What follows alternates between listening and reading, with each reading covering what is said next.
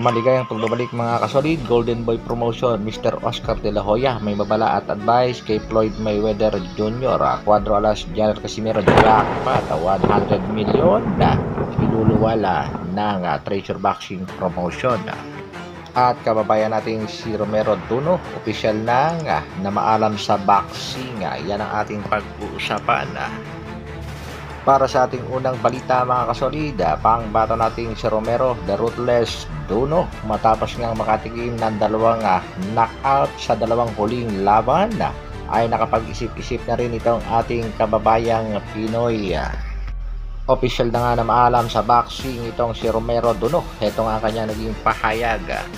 To all my supporters, fans, and the boxing community, after much thought and reflection, I have decided to retire from professional boxing. The truth is my prime days are behind me. I've given everything I have to this sport, and I've tried my best to reignite that fire, to push myself back to where I once was. Pero nabigo nga itong si Romero Duno, kaya't nagpapasalamat siya sa lahat ng mga sumusuporta, lalong-lalo na sa kanyang mga coaches. Sa tingin ko naman mga kasolid, tama lang ang naging desisyon ni Romero Duno at tila sinunod niya na rin ang advice at komento ng mga boxing fans tulad na nga lang nitong mga kasolid na naging praktisa na nga lang daw itong si Duno dapat nang magretiro. Speaking of retirement naman mga kasolid, yan ang wala pa sa isip ng ating kababayang si The Filipino Flash Nonito Donaire Jr. na may kartada sa kasalukuyang 42 wins, 28 knockouts, merong 8 talo. Dalawang huling laban niya nito ay talo kontra kay Naoya Inoue at Alexandro Santiago.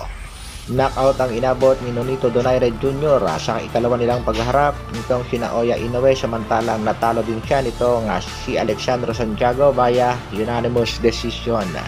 Sa pinakahuling pahayag nitong si Nonito Donaire, meron nga daw siyang laban ngayong taon, November or December, bagamat hindi pinangalanan kung sino pa ang makakalaban. Posible kaya nga si Chocolatito Gonzalez. Yan ang ating aabangan.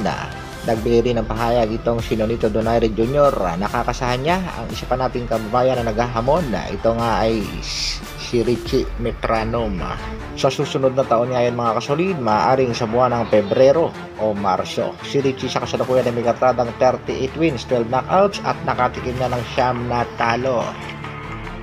Sa kabilang balita naman mga kasolid, Golden Boy Promotion, Mr. Oscar De La Hoya nagbigay ng babala at advice dito kay Floyd Mayweather Jr. Yan nga patungkol sa mga pinaggagawa sa kasalukuyang mga exhibition fight na ito si Floyd. Nabatikos nga ni De La Hoya ang huling exhibition fight nitong si Floyd Mayweather Jr. Kontra nga ito kay Gatti Ariala Shitso, ika nga nitong si De La Hoya. Dagdag pa ni De La Hoya, put your legacy first, nobody wants to remember you like this. Sa mga napapabalita naman na hinahabol nga daw itong si Floyd Mayweather Jr. ng mga jewelry store, ito naman ang pahayag ni De La Hoya. You're gonna have to sell off your assets. I hate seeing this. Floyd, I'm rooting for you. Come on, let's turn it around. Samantala, latest update sa ating pangbatong si Cuadro Alas, Janriel Casimiro. Tila naka-jackpot nga itong si Angas ng Pinas sa pagkakaroon ng promoter tulad nga nitong Treasure Boxing Promotion, Mr. Ito Masayuki. Makikita natin mga kasolid na malaki talaga ang naipundar nitong Casimiro Brothers dahil nga sa laban niya under ng Treasure Boxing Promotion at dito nga ay may ibinunyag itong TBP. A multi-fight contract for 3 fights a year is roughly 100 million Japanese yen. Tumataginti nga ito mga kasolid na mahigit 38 million pesos at sa laban nga nito mga kasolid noong December 3 kontra nga dito kay Rio Cajo, 2 round lang, 18 million yen. Tumataginting na 8 million pesos yan mga kasolid at nalalapit na ulit ang laban ng ating pambatong si Cuadro Alas, Janriel Casimiro kontra dito kay Saul Sanchez. Tila kinakabahan naman itong si Inoue pag manalo itong si Casimiro via knockout sa bansang Japan at harapan siyang hamunin. Mapapahiya itong Japanese Master kung hindi niya papalagaan ang angas ng Pinas sa kanyang bakuran. Kaya mga kasolid, suportahan lang natin ang paparating na laban ng ating nag-iisang angas ng Pinas, Cuadro Alas Jandar Casimiro. Maraming boxing fans ang umaasa at nagsasabi na si Alas ang pag-asa at pangbawi ng mga Pinoy boxer sa kasalukuyan.